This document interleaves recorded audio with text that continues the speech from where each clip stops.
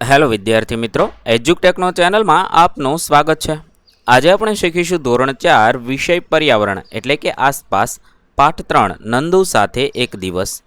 પાઠ 3ની સમજ મેળવીશું તથા તેની અંદર આવતા પ્રશ્નોના જવાબની પણ સમજ મેળવીશું. તો ચાલો શીખીએ પાઠ 3 નંદુ સાથે એક દિવસ.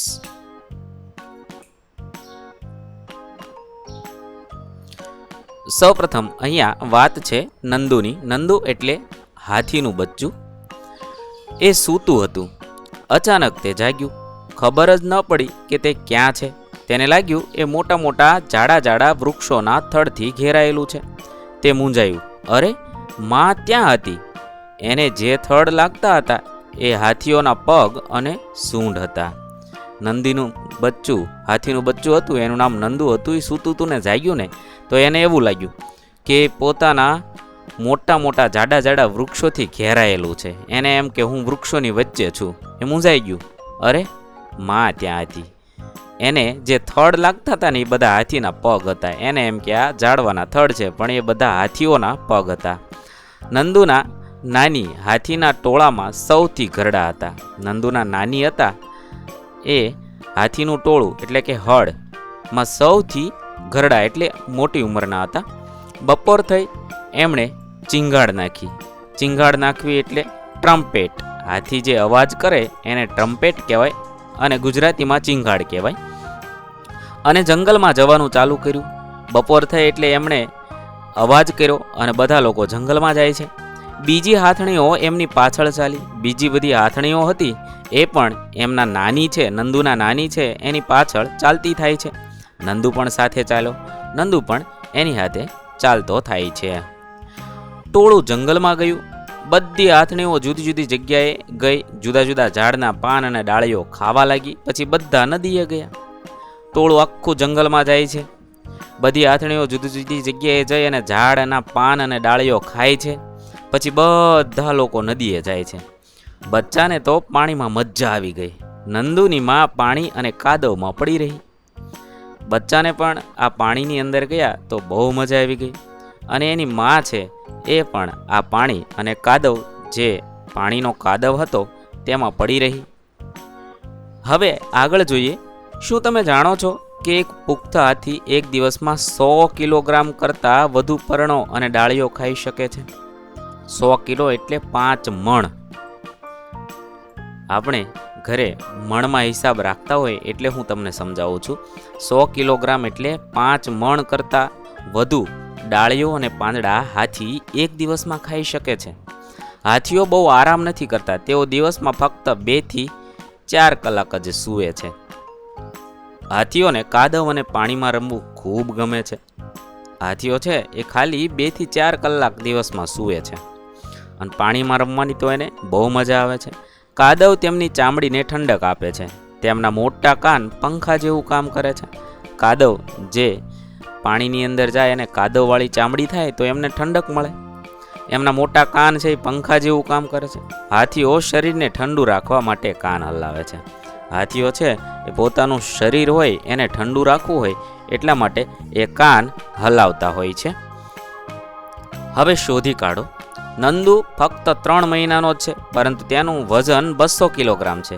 તમારું વજન કેટલું છે? એમ કહે છે કે નંદુ તો ખાલી 3 મહિનાનો જ છે, તો એનું વજન કેટલું છે? 200 કિલોગ્રામ છે. તમારું કેટલું છે? મારું વજન 20 કિલો છે. તમારા જેવા નાના બાળકનું આ વજન છે. તમારું વજન કેટલું છે તે અહીંયા તમારે લખવાનું છે. તમારા જેવા કેટલા બાળકોનું વજન ભેગું કરીએ તો નંદુના વજન જેટલું થશે? તો મારા જેવા 10 બાળકોનું વજન કરીએ ને ત્યારે નંદુ જેટલું થાય.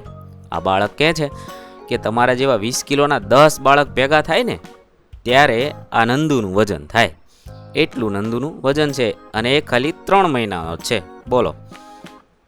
હવે અહીંયા તમે ચિત્રમાં જોઈ શકો છો હાથીઓ છે એ પાણીની અંદર નાહી રહ્યા છે. રમત અને મજા. નંદુએ તેના ભાઈઓ અને બહેનોને એકબીજાની પૂંછડીઓ ખેંચતા જોયા. તેણે વિચાર્યું, સારું રહેશે કે હું તેમની નજીક ના જાઉં. જો તેઓ મારી પર પડે તો શું થાય? નંદુએ એના મોટા ભાઈ બહેન હતા એને એકબીજાની પૂંછડીઓ ખેંચતા જોયા, રમતા જોયા. નંદુને બીક લાગી, સારું હું એમની નજીક નહીં જાઉં, એ મારી ઉપર પડ્યા હોય તો શું થાય? હજુ હું તો નાનો છું. તે શાંતિથી તેની માતા પાસે ગયો અને ઊભો રહ્યો. નંદુને છે ત્યાં જવાનું મન થતું નથી, એને બીક લાગે છે, એટલે એ શાંતિથી એના માતા પાસે ઊભો રહે છે. માએ નંદુને ધીમેથી પાણી તરફ ધકેલો.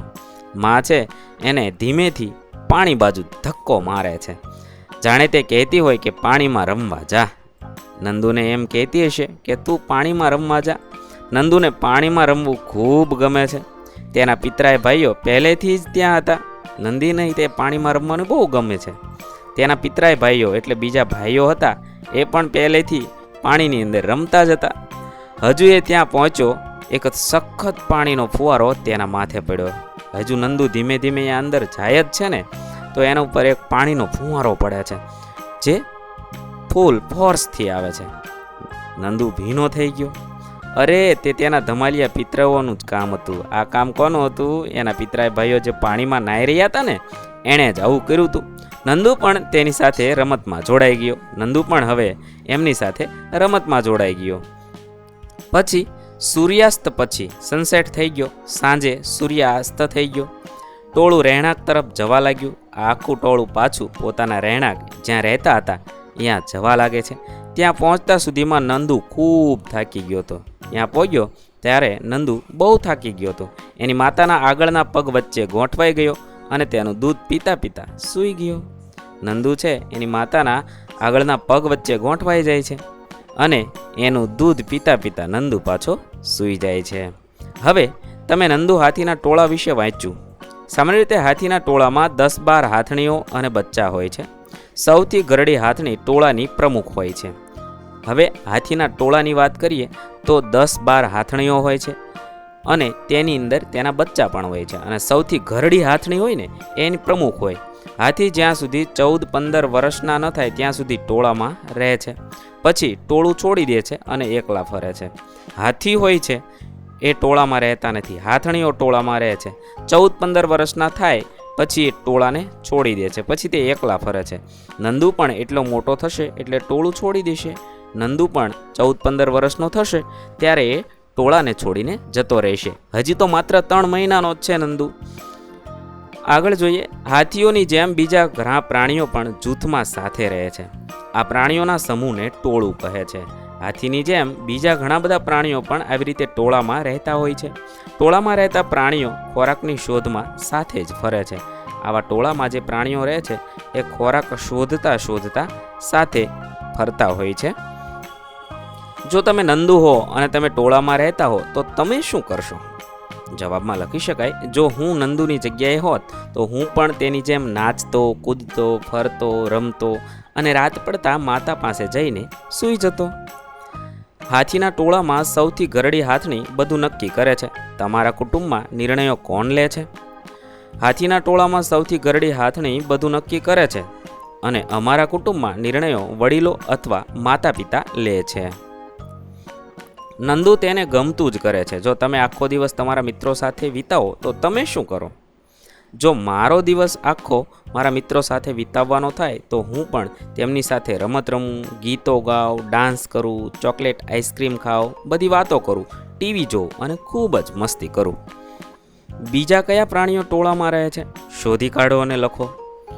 ગાય, ભેંસ, બકરી, ઘેટા, હરણ, શિયાળ, કબૂતર, કાબર, ચકલી વગેરે પ્રાણીઓ ટોળામાં રહેતા હોય છે. શું તમે પણ જૂથમાં રહો છો? શું તમને બધાની સાથે જૂથમાં રહેવું પસંદ છે? તમને કેમ જૂથમાં રહેવું પસંદ અથવા ના પસંદ છે તેના કારણો નીચે લખો. જવાબમાં લખી શકાય, મને કેમ પસંદ છે અને મને કેમ ના પસંદ છે, બંને લખવાનું છે. તો પસંદમાં લખી શકાય રક્ષણ મળે, તાકાત વધે, સાથે મળીને વધુ મજા કરી શકાય, એકબીજાની મદદ મળે. અને ના પસંદ કેમ? ઝઘડો થવાની શક્યતાઓ વધારે છે, આડાઅવળી વાતો થવાની શક્યતાઓ વધારે છે, વધુ ચર્ચા થવાની શક્યતાઓ છે, શક્તિશાળીઓનું વર્ચસ્વ વધારે હોય છે, એટલા માટે નાપસંદ છે. આ રીતે તમને પસંદ અને નાપસંદ બંને લખવાનું છે. તમે બીજા કયા પ્રાણીઓની સવારી કરી છે તેના નામ લખવાના છે. મેં હાથી, ઘોડો, ઊંટની સવારી કરેલી છે. આવી રીતે તમે જે પ્રાણીઓની સવારી કરી હોય તે અહીંયા લખવાનું છે. જો તમને હાથી પર બેસાડવામાં આવે તો તમને કેવું લાગે? જો મને હાથી પર બેસાડવામાં આવે તો મને ખૂબ મજા પડે. હાથી ઊંચું પ્રાણી હોવાથી મને બધું બરાબર દેખાય. તમે તમારી આસપાસ ઘણા પ્રાણીઓ જોયા જ હશે. પુસ્તકોમાં, ટેલિવિઝનમાં, એકલા કે જૂથમાં જોયા હશે. તેમાંના કોઈ પણ પ્રાણી વિશે વધુ જાણી લાવો અને તેના વિશે લખવાનું છે. તો સિંહ વિશે હું લખું છું. એશિયાઈ સિંહ એ બિલાડી કુળનું સૌથી ઊંચું પ્રાણી છે.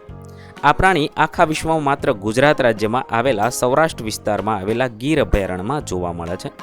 પુખ્ત વયના નરનું વજન 190 કિલોગ્રામ અને તેની લંબાઈ 180થી 205 સેન્ટીમીટર સુધી હોઈ શકે છે.